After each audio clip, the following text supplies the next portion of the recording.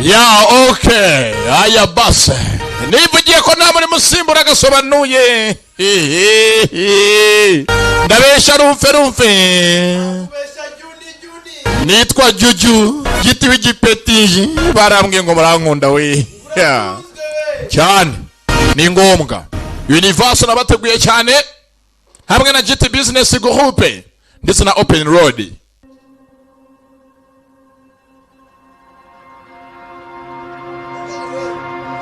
Rero nkuko barebo kujya gusamanya mama y'amaburushete mutubari gusa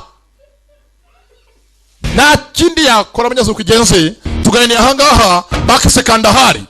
Nitwa Juju Giti w'igipeti ndarangije ira debut abanyazo mukinyi w'imena bakitaga Kandahari David Henry Fazal bye.